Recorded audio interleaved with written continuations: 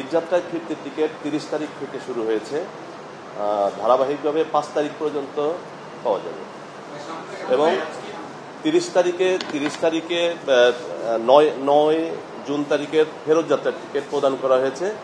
এটা চলবে 15 তারিখ পর্যন্ত।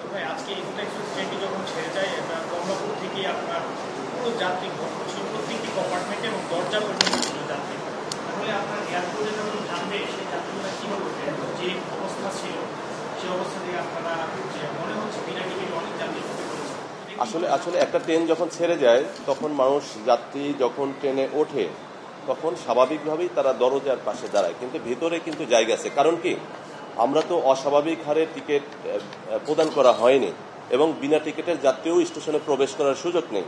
শুধুমাত্র যারা ঈদযাত্রার টিকিট কিনেছেন ভ্রমণের জন্য শুধু তারাই ট্রেনে ভ্রমণ করতে পারবেন। তো আমরা বাইরে থেকে যেটা ভিড় দেখতে পাচ্ছি, আমি মনে করি যে ট্রেনটা ছেড়ে যাওয়ার পরে সবাই যার যার আসন গ্রহণ করবে, তখন স্বাভাবিক হয়ে যাবে।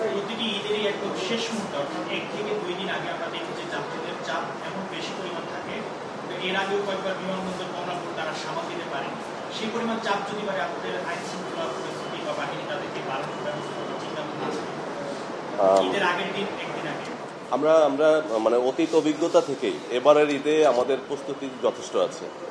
আর ঈদ নিকটবর্তী সময়ে একটা যাত্রী চাপ দেখা দিতে পারে, এই বিষয়টা বিবেচনায় নিয়ে আমাদের আপনি জানেন যে 3 স্তরে চেকিং কার্যক্রম চলছে। স্টেশনে অবৈধ যাত্রী বা বিনা টিকিটের যাত্রী প্রবেশের সুযোগ নেই।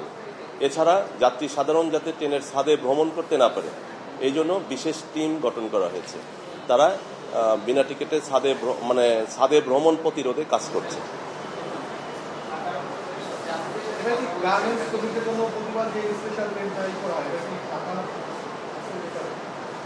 আসলে আলাদাভাবে গার্মেন্টস শ্রমিকদের জন্য কোনো স্পেশাল ট্রেন পরিচালনা করা হয় না। এটা ওভারঅল সকল যাত্রীদের সুবিধার্থেই স্পেশাল ট্রেন পরিচালনা করা হয়।